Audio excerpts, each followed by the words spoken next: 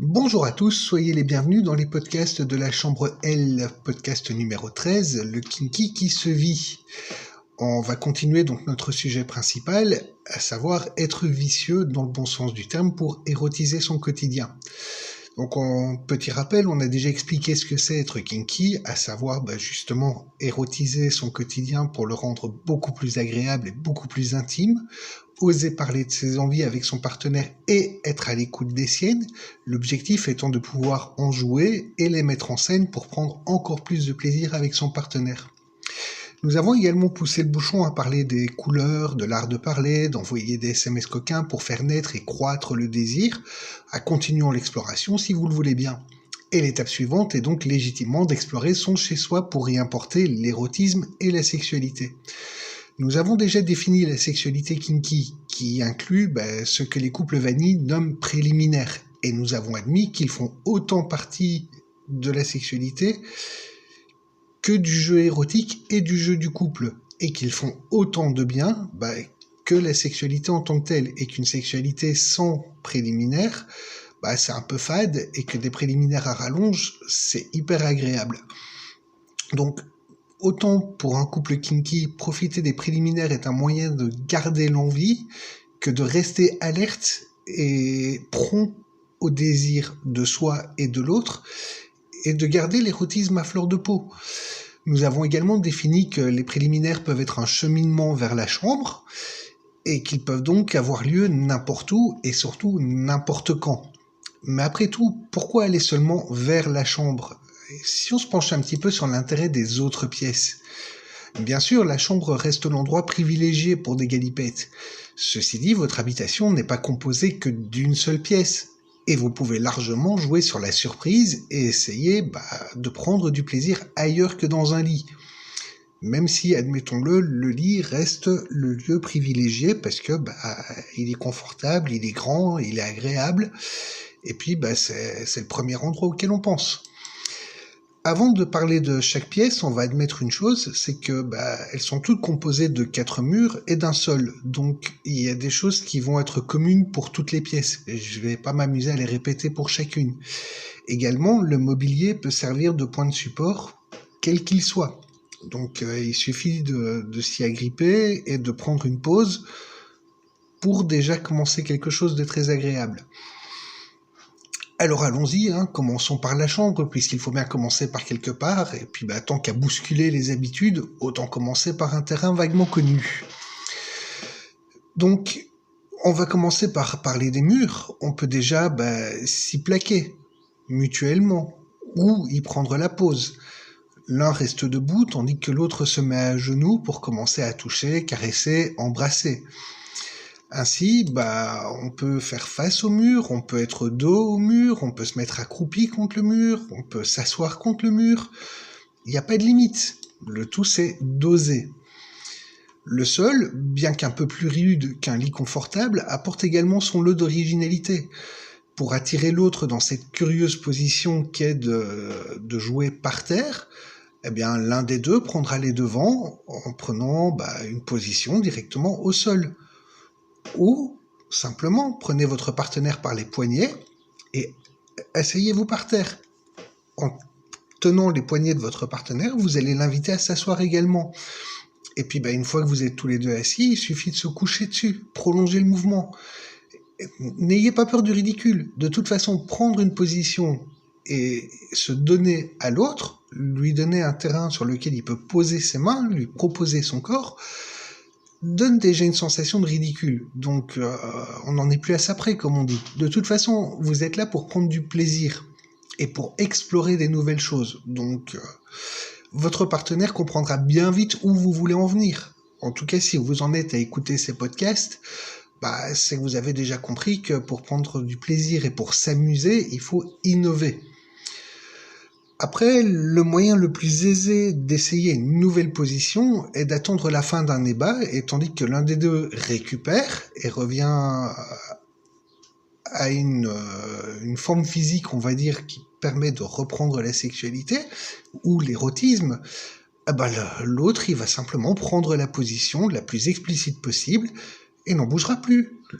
Votre partenaire viendra forcément voir ce qui va se passer. Ainsi, si on fait un petit peu le tour de la pièce qu'est la chambre, vous pouvez largement vous mettre à genoux au pied du lit et vous coucher complètement dessus. Vous pouvez vous tenir au montant du lit. Vous pouvez vous asseoir par terre, le dos au lit. Couchez-vous sur le lit et laissez la tête basculer en dehors de celui-ci. Les positions sont multiples. Regardez-les comme regarderait un enfant qui a envie de jouer et qui détourne de son utilité première ce qu'il voit. Et lancez-vous. Après, on pourrait parler de la salle de bain, parce qu'elle est hors du commun, et pourtant elle est tellement agréable. Donc, comme dit, déjà, il y a tout ce sur quoi vous pouvez prendre appui. Et dans la salle de bain, il y a un miroir. Donc, si vous vous tenez au lavabo, vous pourrez vous voir en train de vous faire toucher, caresser, ou pourquoi pas de faire des galipettes en se voyant dans le miroir. Également, prendre une douche à deux, se laver mutuellement, se caresser sous la douche, c'est déjà très agréable. Et même mieux, j'ai envie de dire, avant cela, le plaisir de se déshabiller, que ce soit en même temps, ou de se laisser déshabiller par l'autre, ou de regarder l'autre se déshabiller. Pouvoir prendre le temps de regarder l'autre nu, et se voir à deux nus dans le miroir. Et ça peut paraître simple, mais je vous assure, c'est tellement excitant, et puis surtout, ça permet de prendre le temps. Et c'est quelque chose qu'on oublie généralement dans la sexualité, c'est tout l'érotisme autour du fait de se déshabiller. Ce n'est pas forcément une course, ça peut se faire de manière très érotique, et la salle de bain est un bon endroit pour commencer. Après, vous pouvez aussi rentrer dans la salle de bain en premier et appeler votre partenaire, en faisant tout pour qu'il ouvre la porte. Appelez-le tout simplement, hein. Une phrase du type « j'ai très envie de toi là, maintenant, tout de suite », ça fera son effet. Vous pouvez largement piocher dans les phrases types qui ont été données dans les autres podcasts. Il y a forcément quelque chose qui le fera venir. Tant qu'à parler de la salle de bain, n'oubliez pas de la chauffer, parce qu'on peut très vite avoir froid et ça rend l'expérience nettement moins agréable. Toujours dans la salle de bain, c'est l'endroit où on peut prendre soin de soi. Et se raser, c'est toujours quelque chose de très agréable, parce que une pilosité un petit peu trop proéminente empêche de faire certaines choses. Donc, tant qu'à faire, vous pouvez laisser votre partenaire prendre soin de vos parties intimes avec le rasoir, et lui rendre l'appareil. Petit rappel, la salle de bain est l'endroit où les femmes se font belles, donc n'hésitez pas, un peu de maquillage, une tenue sexy, avant de passer dans la chambre, ou dans une autre pièce. Si vous cherchiez un prétexte pour inclure la salle de bain à vos ébats, prétextez de l'hygiène à votre partenaire, avant de faire quoi que ce soit d'autre, pardon.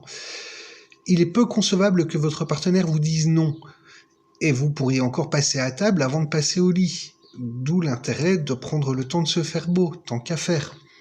Pour les plus téméraires, allez-y à fond dans la mise en scène. Des pétales au sol, quelques bougies, de l'encens. Avec l'eau chaude, vous transformez votre salle de bain en salon de bien-être. On parlait de passer à table avant de passer par la chambre. Parlons de la cuisine. Parce que c'est un lieu où il y a moyen de s'ébattre avec la nourriture, puisqu'elle s'y trouve. Le plan de travail également devient très vite le support de débats très fougueux. Prétextez à avoir affaire à la cuisine. Allez-y et prenez votre temps. Coupez des fruits par exemple. Mangez-les d'une manière très savoureuse en demandant à votre partenaire de vous regarder. Donc appelez-le, attirez son attention et montrez-lui avec des fruits ce que vous pourriez lui faire. Faites-le venir à vous dans la cuisine. Soyez discret et jouez avec des allusions par la gestuelle. Ou carrément soyez direct et provoquez la situation. Ainsi, vous pouvez prendre le pot de miel, ou la crème chantilly, ou le chocolat, ou n'importe quoi d'autre, peu importe, et mettez-en sur votre corps, visage, la poitrine, et regardez fixement votre partenaire. Il viendra.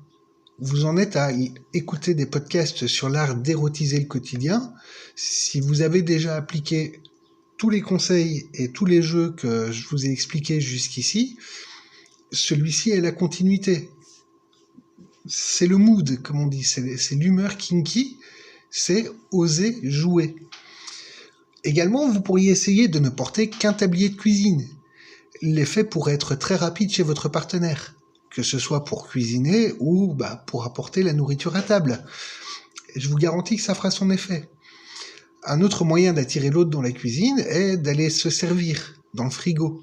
Une fois qu'il est ouvert, appelez votre partenaire pour qu'il vienne choisir ce qu'il veut. Mais ne le servez pas, faites en sorte qu'il vienne. Et une fois qu'il est venu, vous pouvez lancer un débat avec la nourriture.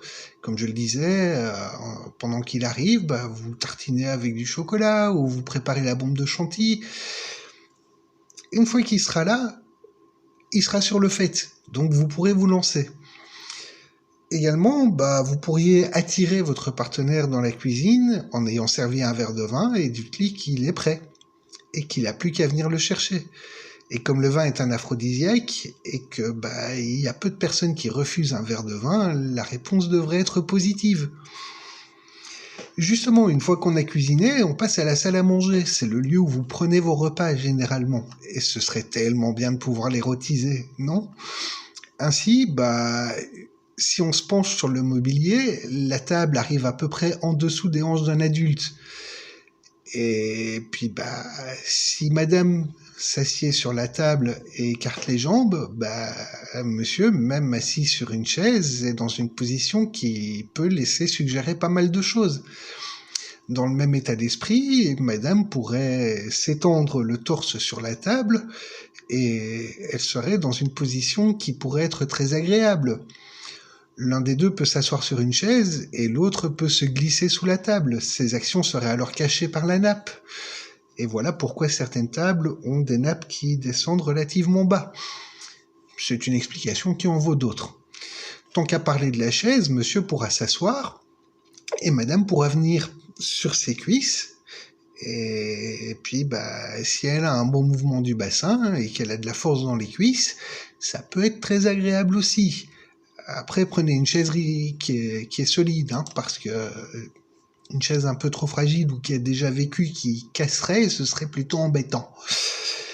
Le moyen le plus aisé pour amener la sexualité dans la salle à manger est encore de s'y installer, de prétendre faire tomber quelque chose et de passer sous la table pour aller le ramasser. Et une fois que vous êtes sous la table, il suffit d'aller jusqu'à la place de votre partenaire et de faire ce que vous avez envie de faire.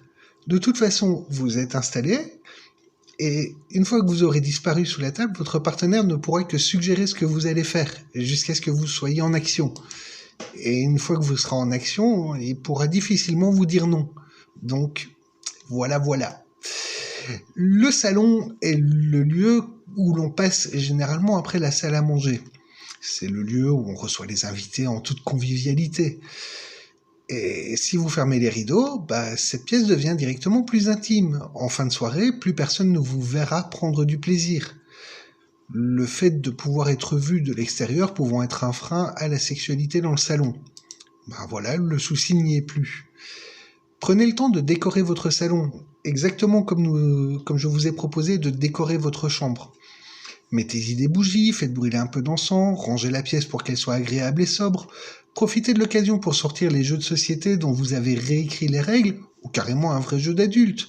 Sortez la collection de DVD érotiques, pourquoi pas les pornos, et laissez-les bien en vue pour que quand votre partenaire arrive dans le salon, l'explication de ce qui va se passer soit plus ou moins claire.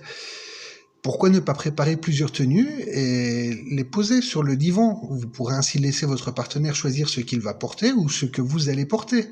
Vous prendrez alors la tenue choisie et vous glisserez dans une autre pièce pour vous changer et garder la surprise sur ce qui va se trouver en dessous des vêtements que votre partenaire a choisis, par exemple. Le salon est en général pourvu d'un tapis qui peut être très confortable. Surtout, le divan contient aussi des coussins que vous pourrez vous approprier. Et de nouveau, faites comme les enfants. Construisez-vous un château, installez-vous à l'abri des regards, prétendez être dans votre monde, votre univers, et amusez-vous. Sur le divan, prétextez un câlin et votre main qui déborde sur le corps de l'autre pour aller plus loin. Rendez-vous compte que le divan est plus étroit que le lit. Les positions seront donc plus serrées, donc beaucoup plus intimes et encore plus intenses. Les toilettes sont un lieu insolite qui pourrait paraître déplacé. Il n'en est rien. Entraînez votre partenaire et poussez-le dans les toilettes et fermez la porte derrière vous. Un lieu réduit, étroit, l'un s'assied sur les WC, l'autre se met à genoux et peut jouer de sa bouche ou de ses mains. Et si l'un des deux s'assied sur les WC, l'autre peut prendre place sur ses genoux. Les murs sont également exploités. Et surtout, on peut éteindre la lumière et s'amuser dans le noir. C'est un endroit réduit. Et à deux, dans cette toute petite pièce, vous allez voir, se toucher devient quelque chose de normal. Si vous avez un bureau, donc un endroit où vous avez une table de travail avec un ordinateur et de la paperasse, c'est un endroit où vous pourrez jouer au jeu de rôle du patron et de sa secrétaire. Alors les jeux de rôle, on en parlera dans un prochain podcast, parce qu'il y a beaucoup de choses à en dire. Et ici, si je commence à vous expliquer ce qu'est un jeu de rôle érotique pour adultes et comment c'est supposé se passer, ça va encore faire un très long podcast et c'est pas le but du jeu. Ici, on dégrossit un peu, on rentrera dans les détails après.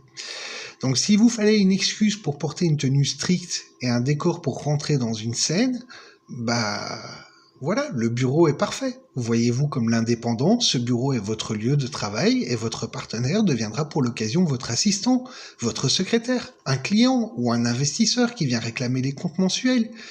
Si votre budget le permet, isolez le bureau avec un paravent et rendez-le crédible avec une chaise à roulettes, une armoire. Faites-en un lieu de jeu. La cave est également un endroit qui peut être très excitant. Pourquoi ? Parce que c'est un espace un peu sombre, clos, généralement sans fenêtre, et puis surtout c'est en bas. Donc ça donne une aura un peu plus inquiétante que n'importe quelle autre pièce. C'est un endroit qui peut être propice à donner une ambiance un peu plus inquiétante, on va le dire comme ça. Et donc si vous mettez en scène le fait de descendre à la cave, ça peut être très chouette. Si votre cave est commune, si vous vivez en appartement par exemple, jouez le jeu de pouvoir être surpris. Et dans ce cas-là, n'oubliez pas de fermer votre porte à clé. On pourra vous entendre, mais on ne pourra pas venir voir. Nous l'avons dit, être kinky, c'est oser. En l'occurrence, oser utiliser ce qu'on a sous la main pour érotiser ce que l'on fait. Et pour pouvoir utiliser certains objets, il est important de les avoir à portée de main. Et c'est ce que je vais tenter de vous expliquer ici, séance tenante. Il vous faut un coffre que vous placerez quelque part, que ce soit dans le salon, dans la chambre ou dans le couloir, peu importe où, pourvu qu'il vous soit accessible et beau. Vous saurez ce qu'il y a dedans, votre partenaire aussi, mais toutes les autres personnes qui le verront, non. Donc, il n'y a aucune gêne à exposer le coffre, il fera partie intégrante de votre mobilier. Qu'il s'agisse de vos tenues ou de celles de votre partenaire, vous pourrez déjà les ranger dans ce coffre. Si elles sont accessibles, elles seront utilisées. Si elles sont cachées dans une armoire, la simple idée de devoir aller les chercher devient une corvée. Surtout qu'il faudra les ranger encore après. Alors, tout ce qui est un peu trop sexy que pour être montré en public, ira dans ce coffre à jouets. Également, tous vos jouets érotiques, et on va en parler juste après, s'ils sont cachés dans une armoire à côté de ces fameux vêtements érotiques et que vous avez des choses à sortir pour pouvoir y accéder, donc qu'ils sont difficiles d'accès, ils resteront bien rangés. Avec le concept de coffre pour adultes, celui-ci cache tout le contenu et peut être posé n'importe où. Donc, accéder à vos accessoires deviendra également aisé et rapide. Ayez au moins 2 ensembles à ranger dans votre coffre. Déjà, votre tenue kinky et celle de votre partenaire. Et si vous n'avez vraiment rien comme vêtements un peu érotiques, rendez-vous dans notre boutique en ligne ou dans un magasin spécialisé ou même en grande surface et achetez quelques sous-vêtements et des vêtements un peu sexy, une tenue osée qui vous mettent en valeur pour pouvoir habiller votre personnage érotisé. Pour les plus timides ou pour les plus entreprenants, ça dépend comment on voit les choses, rendez-vous dans un magasin de déguisement, de farce et attrape. Il regorge également d'idées à exploiter. Avec le temps, vous prendrez même plaisir à étoffer votre garde-robe kinky. Croyez-moi. Si vous avez des sextoys, et ça aussi on en parlera dans un prochain podcast, parce qu'il y a beaucoup de choses à en dire, rangez-les également dans votre coffre à jouets. En fait, à ce stade, avant même de parler de sextoys à proprement parler, vous devriez apprendre à voir le monde comme le verrait un enfant. C'est-à-dire qu'un enfant voit tout comme un jouet potentiel avec lequel il va pouvoir s'amuser. Quelle que soit la fonction primaire de ce qu'il tient dans les mains, il va en faire un objet de jeu. Et vous devriez faire pareil. Qu'est-ce qui pourrait vous servir pour pimenter vos jeux à deux ? Pièce par pièce, voyez tout ce qui peut émoustiller vos sens. Jouez à si ce que j'ai dans la main pouvait procurer du plaisir. À vous de voir comment, et je vous rassure, on va en parler. Le concept de cet exercice est donc d'avoir physiquement un coffre, un beau grand coffre, que vous allez remplir avec vos jouets d'adultes. Prenez plaisir à ouvrir cette boîte pour en sortir ce qui va vous servir, et rangez-y vos secrets de couple. C'est important, et ça va vous permettre de vous épanouir. Et puis surtout, vous pourrez y mettre des choses, mais votre partenaire aussi. Et surtout, si votre partenaire ajoute des choses, quand vous allez ouvrir le coffre, vous allez voir ce que votre partenaire a trouvé. Et pareil, ça va permettre de ravoir encore des nouveaux sujets de dialogue et de continuer à entretenir une certaine intimité.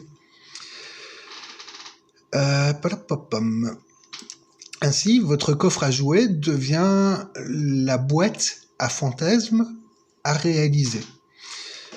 Alors essayons de voir un petit peu quelques objets du quotidien qui pourraient trouver légitimement une place dans un coffre, en commençant par la notion de caresse, pour étoffer un petit peu ce jeu kinky. Alors on est d'accord, elles peuvent se faire à la main, du bout des lèvres, mais ce n'est pas tout. Est-ce que vous auriez une brosse à cheveux par hasard ? Et si vous la laissiez courir sur votre bras, qu'est-ce que vous pensez des sensations ? C'est agréable, non ? Et si vous la tourniez dans l'autre sens ? La caresse du dos de la brosse, c'est aussi agréable, non ? Encore quelque chose de différent. Et si vous la faisiez claquer sur votre cuisse, sympa ou pas sympa ? Si vous cherchiez quelque chose pour donner la fessée, je pense qu'on l'a trouvé. D'ailleurs, la fessée érotique aussi, c'est quelque chose dont il faudra parler intégralement dans un prochain podcast, parce que là aussi, il y a beaucoup de choses à en dire. Un plumeau à poussière, c'est doux, c'est tendre, et ça chatouille. Et votre partenaire est-il chatouilleux ? Une brosse à dents procure également des caresses qui sont très intéressantes. Et pourquoi pas une brosse à dents électrique ? Vous saviez qu'elle remplace aisément un stimulateur de clitoris ? Une fourchette rend également des sensations assez innovantes. Un couteau pour bébé, par exemple. Donc les fameux couteaux qui ne coupent pas. Vous pouvez l'utiliser du tranchant, du plat de la lame. Ça donne des sensations qui sont vraiment érotiques. Les pinceaux, que ce soit pour repeindre un mur ou pour dessiner, procurent également des sensations qui sont très exploitables. Surtout que les poils synthétiques et les poils naturels, donnent des sensations totalement différentes sur la peau.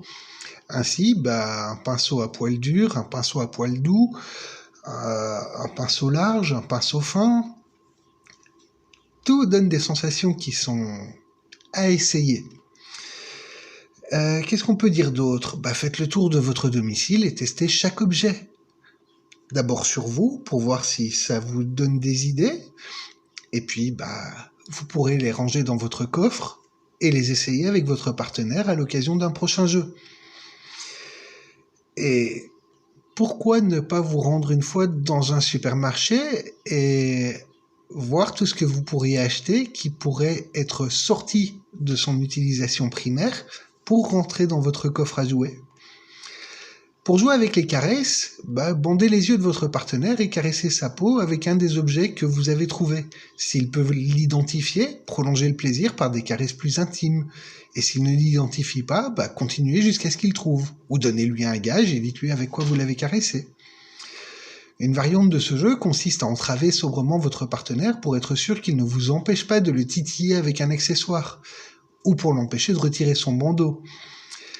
Alors, avec quoi est-ce qu'on pourrait faire un bandeau? Déjà, un masque de nuit peut servir à autre chose que sa fonction primaire, et c'est tellement simple à utiliser. Et vous n'auriez pas des foulards qui traînent? Vous pourriez les recycler également. En pliant un foulard dans sa longueur 3 ou 4 fois, vous ferez un bandeau très agréable. Et s'il est suffisamment grand, il peut servir à attacher les poignets de votre partenaire, ce qui est également un jeu très excitant. Ne plus pouvoir toucher l'autre, être obligé de se laisser faire. Petite note sur les foulards, si les nœuds sont trop serrés, ils deviennent très difficiles à être défaits.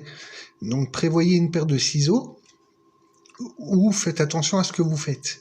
Préférez même de la corde si vous en avez, et si vous envisagez d'attacher votre partenaire à une chaise par exemple. Des lacets peuvent très bien jouer ce rôle, tout comme la ceinture de ce vieux peignoir que vous n'utilisez plus, ou même des ceintures, carrément, pourquoi pas. Et dans le fond, pourquoi ne pas prendre aussi un peignoir? Tant qu'à se promener nu en dessous du peignoir, ça peut être très chouette aussi, non? Pour rendre encore une autre dimension à ce genre de jeu, invitez votre partenaire à prendre place sur une chaise. Bandez-lui les yeux, attachez ses poignets et ses chevilles à la chaise. Évidemment, dévêtez-le avant de l'entraver, mais après lui avoir bandé les yeux, pour ajouter le fait de le déshabiller à l'excitation du moment. Une fois entravé, expliquez-lui la règle du jeu. Il doit découvrir avec quel objet vous le caressez. En cas de bonne réponse, il sera récompensé, et tant qu'il n'aura pas trouvé, ça continuera jusqu'à ce qu'il trouve. Ne lui parlez pas de la récompense, contentez-vous de la faire. Et selon le nombre d'objets que vous avez, allez jusqu'à la sexualité. Ainsi, le premier objet découvert, ce sera des caresses très agréables avec le bout de votre main. Le second objet, ce sera des caresses avec le bout de la langue.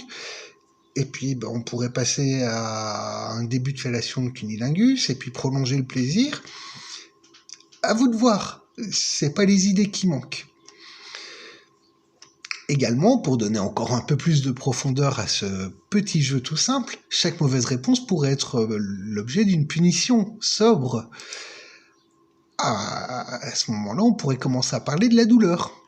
Parce que des fois, quand ça fait mal, c'est pas si désagréable que cela. En effet, la douleur provoque la production d'endorphines. Et l'endorphine accumulée à l'orgasme est un chemin à vraiment essayer. Entre une claque sur le corps ou quelques pinces à linge, voyons ce que vous auriez à disposition. Déjà, chaque objet qui peut servir à caresser peut servir d'objet destiné à la fessée. En promenant votre regard dans la cuisine, vous devriez trouver une spatule en métal, une spatule en bois, et toutes les deux procurent des sensations bien différentes. Essayez-les sur votre cuisse. Vous devriez aussi trouver une latte, quelque part, en bois, en métal. Mais je vous laisse être créatif. Les pinces à linge sont très amusantes. Sachez d'abord qu'elles pincent, et donc qu'elles peuvent faire très mal. Déjà par un manque d'habitude, puis par la surprise. Également, il y a un effet qui se coule, c'est-à-dire que quand on les met, elles provoquent une petite douleur. Quand on les retire, le sang réafflue dans la zone qui était pincée, et donc ça reprovoque une nouvelle sensation. Donc si vous débutez avec les pinces à linge, et ça aussi on en parlera dans un prochain podcast, parce que jouer avec les pinces, ça mérite aussi son sujet à part entière. Donc ne les laissez pas plus que quelques instants. Commencez d'abord même par les tester sur vous pour réaliser ce qu'il en est, et combien de temps vous arrivez à les supporter avant de proposer à votre partenaire de les essayer. Essayez même de les mettre, de vous caresser ou de vous masturber carrément, et de réaliser ce que c'est un orgasme auquel vous avez joint la douleur. On ne parle pas de faire mal à l'autre pour le plaisir de lui faire mal, on parle bien d'une nouvelle manière d'arriver à un orgasme encore plus intense. Il me faut vous dire aussi que toutes les pinces à linge ne font pas le même effet, c'est-à-dire que les pinces en plastique et les pinces en bois rendent deux sensations totalement différentes, tout comme une pince en bois et une pince en bambou sont encore différentes. La puissance du ressort est également quelque chose à considérer, tout comme la taille de la pointe qui va mordre. C'est-à-dire qu'il y en a des larges, il y en a des fines, il y en a des qui sont légèrement pointues, il y en a avec 2 ou 3 petits rebords qui servent à pincer.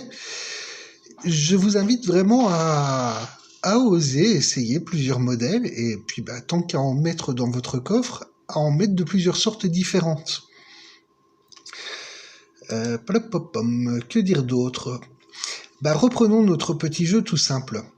Donc votre partenaire est entravé sur sa chaise, vous commencez à le caresser, d'abord avec quelque chose de doux. S'il identifie l'objet, tant mieux. À chaque réponse fausse, vous pourrez ainsi lui mettre une claque avec une spatule ou lui mettre une pince à linge sur le corps avant de reprendre vos caresses jusqu'à ce qu'il trouve avec quoi vous lui faites des caresses plus ou moins agréables.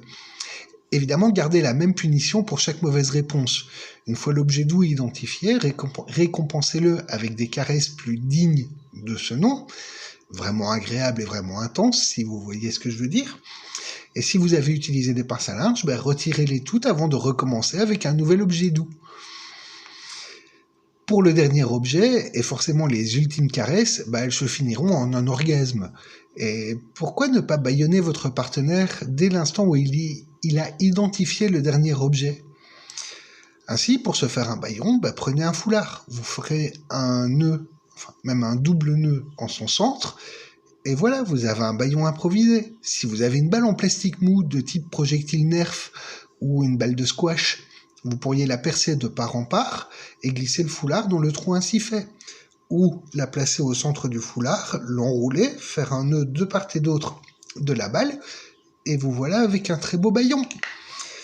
Ou vous pouvez vous rendre dans notre boutique en ligne et choisir un des bâillons que nous proposons en vente, tant qu'à faire. Ainsi, dès la dernière bonne réponse trouvée, vous allez bâillonner votre partenaire et lui procurer le meilleur orgasme qu'il puisse avoir, et prolonger le plaisir après celui-ci. Après, détachez votre partenaire de sa chaise, et à vous de voir si vous souhaitez continuer à profiter, ou si vous le laissez retirer son bandeau et son bâillon. Là, c'est à vous de voir jusqu'où vous voulez aller. Et si nous réfléchissions à quelques autres idées de jeu avec tout cela ? Déjà, vous pourriez placer quelques objets sur la table, demander à votre partenaire de bien les regarder, donc laissez-lui quelques secondes, et puis couvrez la table à l'aide d'un grand foulard ou à l'aide d'une nappe. Demandez à votre partenaire de lister ce qui se trouvait sur la table. Il vous appartiendra d'utiliser tous les objets qui ont été oubliés. Alors, que mettre d'autre sur la table que les objets qu'on a déjà trouvés ensemble ? Par le plus grand des hasards, auriez-vous un chien ?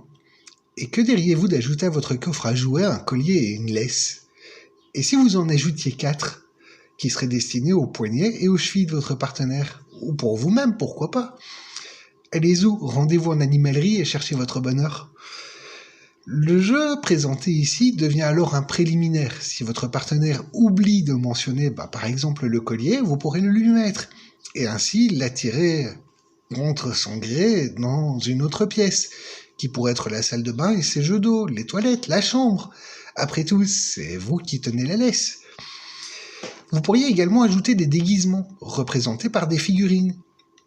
Ainsi, rendez-vous dans un magasin de jouets et dénichez la tenue parfaite pour vous ou pour votre partenaire, ainsi que la figurine illustrant cette tenue. Ainsi, si vous trouvez une tenue d'Indien, par exemple, elle sera identifiée par une figurine d'Indien. Lorsque vous jouerez avec votre partenaire au jeu de mentionne ce qui était sur la table, ne montrez que la figurine. La tenue, vous la gardez secrète jusqu'à ce que votre partenaire oublie de mentionner la figurine. Et ainsi, si vous avez trouvé 2 types de tenues, l'une très agréable, très belle, même on va dire un peu classe, et une autre un peu plus dégradante pour reprendre la tenue d'Indien, s'il mentionne la statuette d'Indien, vous sortirez la tenue classe. S'il l'oublie, ce sera l'autre. Et pourquoi ne pas en acheter 2, mais dont une qui serait pour vous et l'autre qui serait votre partenaire ? Ainsi, s'il mentionne la figurine d'Indien, c'est vous qui porterez celle que vous aurez trouvée pour vous. Et s'il oublie de la mentionner, ce sera celle que vous aurez trouvée pour lui. Si vous voulez vraiment être sûr de déguiser votre partenaire, achetez plusieurs costumes et plusieurs statuettes différentes. Et de toute façon, quand on aime les déguisements, au plus il y en a, au mieux c'est. Et croyez-moi, au plus il y a de figurines différentes, au plus vous aurez de chances de déguiser votre partenaire. Vous pourriez également ajouter des feutres de couleur. Ainsi, vous pourrez dessiner sur le corps de votre partenaire, qui est un jeu qui est très amusant et qui mène directement à la salle de bain pour de nouvelles aventures. Déjà, commencez par reprendre une douche pour enlever la couleur. Dès lors, ne prenez que des feutres aisément nettoyables. Restons sobres. Ainsi, placez les feutres sur la table. Quand vous demandez à votre partenaire d'identifier les objets qui étaient présents après les avoir cachés, s'il mentionne des feutres, ne vous satisfaisez pas de cette réponse. Demandez les couleurs. Ah oui, on va être vicieux jusqu'au bout. Et à chaque couleur oubliée, vous pourrez dessiner sur le corps de votre partenaire. Tracer des routes, noter ce que vous allez faire sur son corps, dessiner des formes. Tout est bon. Si vous voulez vraiment être certain de dessiner sur le corps de votre partenaire, allez-y encore plus fort. Ce que vous comptez dessiner et écrire sur le corps de votre partenaire, notez-le sur des petits papiers. Posez-les sur la table, laissez votre partenaire les identifier, et puis retournez les papiers. Et mélangez-les, et puis demandez-lui d'identifier chaque papier avant de les retourner. S'il a bon, tant mieux pour lui. S'il s'est trompé, vous pourrez dessiner sur son corps ce qui était mentionné sur le papier. Je vous assure, si vous avez l'intention et l'envie de vous amuser, tout peut arriver. C'est juste une question de volonté. Il nous reste à parler d'un peu de planification pour être sûr que tout se déroule selon vos plans vicieux, enfin kinky. Ainsi, n'hésitez pas à préparer vos fantasmes et vos idées, à les découper en scènes et en actes. Mais on reparlera de tout ça, promis, dans le podcast dédié aux jeux de rôle. Mais grosso merdo, tout ce que vous voulez faire, c'est l'ensemble de votre scénario. Votre scénario doit être découpé en étapes, et chaque étape étant divisée en actions. Ainsi, votre partenaire arrive, scène 1, acte 1, il va vouloir retirer son manteau, et vous allez l'entraîner dans la première pièce que vous aurez désignée pour commencer votre jeu érotique. Scène 1, acte 2, vous l'entraînez dans la pièce. Scène 2, acte 1, vous lancez votre premier jeu. Vous jouez, vous passez au jeu suivant, et ainsi de suite. Ainsi, ce sont des petites étapes qui sont simples, faciles à mettre en place, à réaliser, qui font prendre du plaisir, avant de passer à la suivante. Exactement comme le SmartF. Donc, planifiez tout ce que vous voudriez qu'il se passe, au moins dans les grandes lignes, histoire de ne pas vous retrouver perdu à un moment et vous dire « Ah merde, qu'est-ce que j'avais prévu ?» Plantez le décor qui correspond le mieux dans la pièce la plus appropriée, histoire que quand vous y arriviez avec votre partenaire, vous n'ayez plus qu'à jouer, que tout soit prêt. Que votre scénario soit très précis ou très vague, à ce stade, peu importe. Tout ce que je vous ai expliqué ici sont des jeux relativement simples. L'important est que si vous avez planifié d'utiliser cet objet-là, il faut qu'il soit disponible à proximité de l'endroit où il va servir. Bien sûr, vous pouvez vous laisser guider et puis suivre votre intuition en guise de scénario, ça marche tout aussi bien.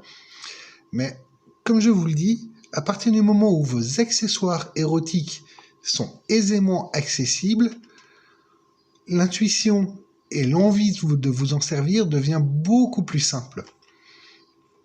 Ainsi, pour préparer des scénarios, on peut voir la chose de deux manières. Soit vous rentrez après votre partenaire, soit vous arrivez avant votre partenaire. Alors si vous rentrez après votre partenaire, vous pourriez lui laisser un message décrivant comment vous voudriez le trouver quand vous allez rentrer. Parler de sa tenue, des accessoires qui sont à préparer. Ainsi, une petite lettre toute simple dirait que quand je rentre, j'aimerais te trouver dans la tenue blablabla, que les accessoires suivants soient prêts sur le divan et attends-moi. Évidemment, listez les accessoires. Remplissez donc les blancs avec tout ce que vous avez envie et laissez cette note bien en vue quelque part. Il peut se passer deux choses. Soit votre partenaire la voit et joue le jeu, et quand vous arrivez, tout est prêt, et là, tant mieux. Soit il n'a pas préparé ce que vous avez demandé, et puis là, ce sera l'occasion d'une petite punition. Mais rassurez-vous, les gages, on en parlera aussi. Ça vaut très largement son détour. Ainsi, ce genre de scénario est le prétexte pour introduire de nouveaux accessoires, par exemple une paire de menottes. Changez le message en indiquant que vous aimeriez que votre partenaire porte les accessoires que vous aurez préparés avec la note. Ainsi, vous mettrez quelques accessoires dans un sac, vous le fermerez proprement et vous poserez la note dessus. Donc, la note pourrait dire « Je t'ai préparé une tenue et quelques accessoires, j'aimerais que tu les portes après avoir lu ce mot. » Évidemment, préparez le colis et mettez-le bien en vue. Mais votre partenaire doit d'abord voir la lettre avant de savoir ce qu'il y a dans le sac. Vous pouvez également modifier la règle en transformant ce jeu en défi.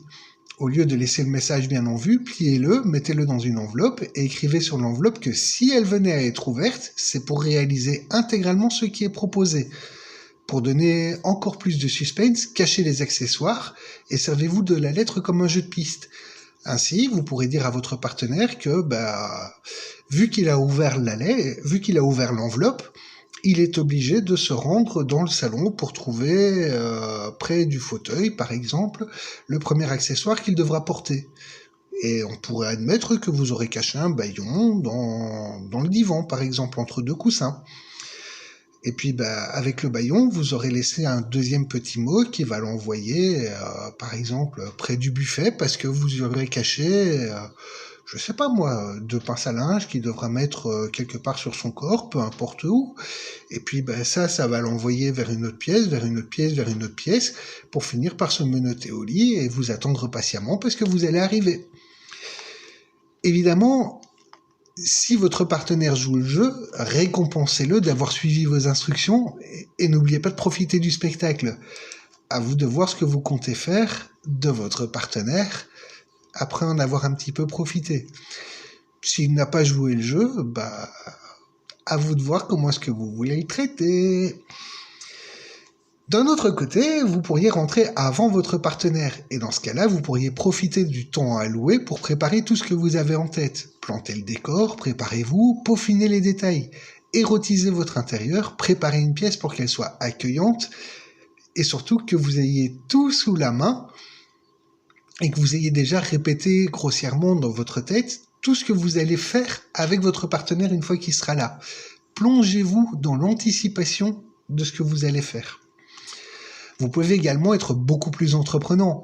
Habillez-vous de noir et prétendez être un voleur, un cambrioleur, un méchant, dit plus platement. Ainsi, vous attendrez l'arrivée de votre partenaire et surprenez-le. Entraînez-le dans la mésaventure. Ou visez l'autre extrême, déguisez-vous en agent et simulez la fouille de votre domicile. À son arrivée, votre partenaire risque d'avoir plein de choses à vous expliquer. Parce que vous aurez trouvé quelque chose de plus ou moins gênant, par exemple. Un petit conseil avant de terminer, prévenez votre partenaire, quoi que vous ayez en tête. Mettez-le au moins sur la voie. Faites un peu de teasing. Ne vous contentez pas d'un message, faites-en plusieurs. Rappelez-lui moult fois ce qui pourrait bien se passer dans quelques heures, puis dans quelques minutes. Parlez-lui sobrement de ce qu'il attend, de ce que vous aimeriez qu'il se passe. Ou carrément soyez vague et laissez planer un doute. Mais mettez-le sur la voie que quelque chose d'érotique va se passer. Faites tout ce que vous pouvez pour provoquer son imagination et surtout provoquer son anticipation du plaisir à venir. Gardez en tête que si votre partenaire prend du plaisir, il vous en donnera également. Et croyez-moi, vous allez prendre du plaisir à donner du plaisir à votre partenaire, à le surprendre. Et au plus il aura envie de passer du temps avec vous, au plus le plaisir partagé sera intense. N'oubliez pas d'avoir un retour sur vos expériences et vos jeux, et surtout d'en discuter librement, autant de ce qui vous a plu que de ce qui vous a déplu, de ce qui l'aurait manqué ou de ce qui aurait été de trop. C'est important. Voilà, je vous dis rendez-vous dans un prochain podcast. Vous avez déjà plus ou moins la liste de ceux qui vont suivre. Donc le contenu sur la chaîne va suivre, il n'y a pas de souci. Et croyez-moi, même après tout ça, j'en ai encore beaucoup à dire. Et le prochain hors-série, que je vous conseille vraiment d'écouter, va revenir sur l'importance du rire et du jeu dans un couple. Parce que ce serait peut-être intéressant de revenir un peu dessus maintenant qu'on a abordé quelques jeux érotiques. Voilà, je vous souhaite une très bonne journée, de vous amuser à deux et surtout de vous épanouir et je vous dis à très bientôt. Ciao, ciao!